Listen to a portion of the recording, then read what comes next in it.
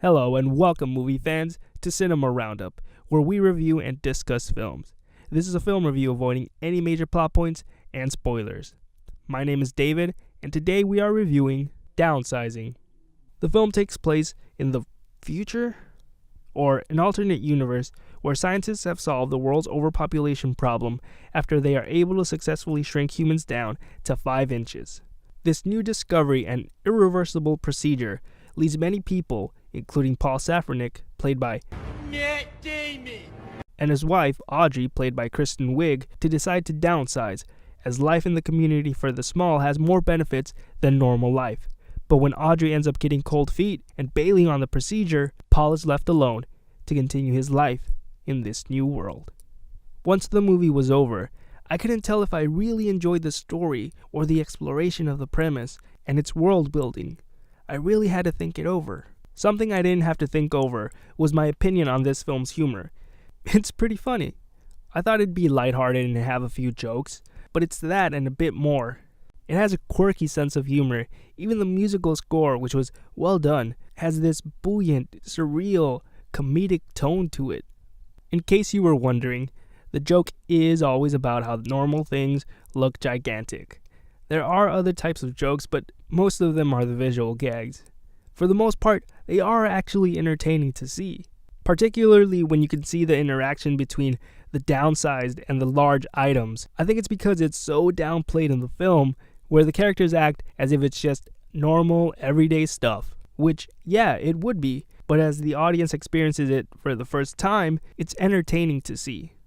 One of the problems with the film is the story and its pacing.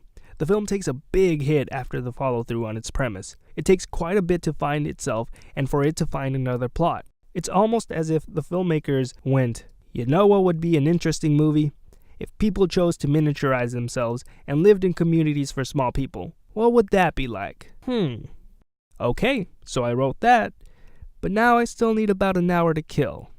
The film ends up feeling like 2 separate films, very thinly connected. As it was trying to get to its next storyline, I was worried that it would turn into a dystopia, where it's not all that it seems. Maybe the town was evil, or the process was deadly, or some government conspiracy, something generic of that sort. But, to the film's credit, it follows through and explores its original premise. It just doesn't do it gracefully. The film does do some great world building. It helps make the world feel much more realized and realistic. It shows how the society of shrunken people would work, the pros, the cons. The film doesn't give much exposition, instead it just shows you. There are certain things that the film does that aren't explained and treats as common knowledge. It's only afterward that it indirectly explains why those things were done, but it's up to you to make the connection between them. Matt Damon does the gentle voice Matt Damon character. I say this because he acts primarily with his voice, speaking gently, but his face remains stern. His performance is serviceable, though I do think if the film had cast someone a bit more charismatic, the film would have been slightly more enjoyable. I have a hypothesis that you could swap out any Matt Damon character, Jason Bourne excluded, for any other one of his characters, and you wouldn't be able to tell the difference. What I'm trying to say is, he's always the same character when he's not in an action movie. Except for Good Will Hunting, I guess. He starred in Suburbicon this year, swap out his character in this film for that one, and it's the same thing. Matt Damon's character eventually meets Hong Chow, who plays a character whose name I cannot pronounce. A downsized North Korean defector. Chow does a great job with her character and gives a really good performance. There are subtle things she does that make her character feel real. She's funny, endearing, and there are several emotional scenes, providing the only ones for the movie, that really resonate with you. But as her character is North Korean, her performance requires an accent, and it's not necessarily a nuanced accent. It is really heavy, and quite honestly, it sounds like a caricature. It's an accent even 1950s Hollywood would have said, "Whoa, is that too much?" The actress herself doesn't have an accent, and so she had to fake the accent, and at times, it's overdone.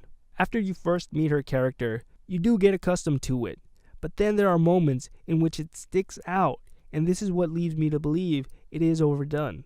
If it were a more nuanced accent, you'd notice it at first, but as the movie continued, it would just become normal. But for it to take you out of the movie past her introduction, it's a sign of something.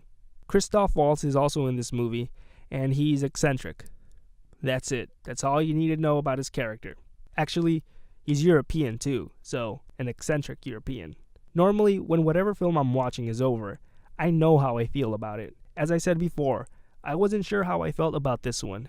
Now that I've thought this over and really examined it, I know that this film has an intriguing premise and does some really great world building, but it doesn't have a strong enough story or characters to round it out and hold your interest.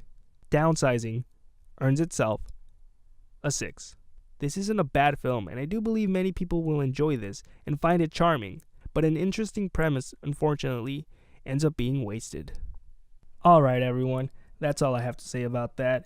I hope you enjoyed this review and found it insightful. Are you still interested in seeing this film? Have you lost interest? If you have seen it, what did you think of the film? Join the film discussion below and engage someone in a conversation. Please, be considerate of everyone, especially those that haven't seen this film, and avoid any spoilers. I want to thank you for making it this far into the video, and I hope you consider subscribing to stay updated on all our future uploads. Have a great day, and I'll see you next time at the theaters.